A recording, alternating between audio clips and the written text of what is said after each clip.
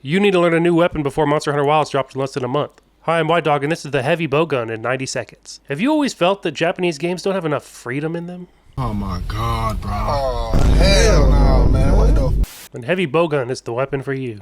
Bowgun's a big, slow, heavy projectile weapon that has a bunch of different shots it can do, depending on the situation. Each bowgun is a little bit different and can use different types of ammo, so there's a bunch of different ways that you can build it. But basically, you sit a little bit further away from the monster, shooting your shot, like you Scottie Pippen, and then positioning yourself when you see an attack coming so that you don't get hit. You can also put a shield on these, so that you can get a little bit closer and still not be in too much danger. So there's a few different styles of bowgun. There's the normal shot builds, spread builds, which is like a shotgun where you sit close to the monster and blast him in the face. There's pierce, which is good for long monsters because it keeps going through and hits multiple times. You can also build for elemental. There's sticky builds, my personal favorite. Now sticky ammo does fixed damage, and so you have to build for it specifically, but it's really good at getting part breaks on some of those trickier monsters like Kusha's Wings, or getting a horn break on something like Safi or Kolv. And then on big openings you have a Wyvern ammo that you can use. Or depending on the bowgun, you might have a special attack like Wyvern Heart, which is a big machine gun attack, or Wyvern Snipe, which is a big piercing attack that explodes, and consecutive hits do more damage, so the longer the monster, the better this is for it.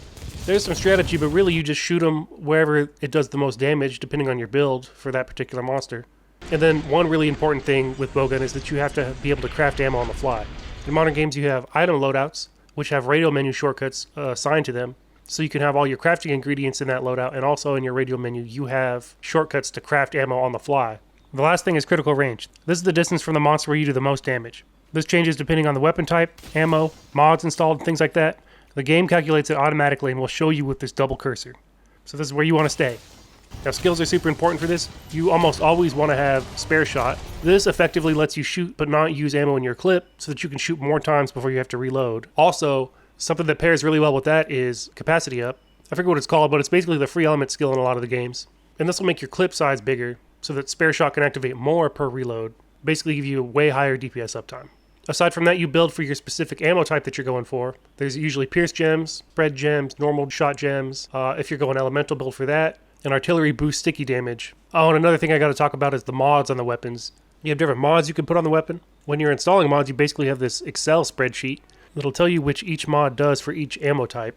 You can increase your reload speed. You can reduce your recoil. You can put a barrel mod on there that increases damage as you get closer. So if you just like getting hit, you can put a shield on there. You can really customize it to your playstyle. Each game has its own quirks in Wildsville too, but this should get you started. Now finally, you can roleplay as a US government when they find out monsters are sitting on a large oil reserve.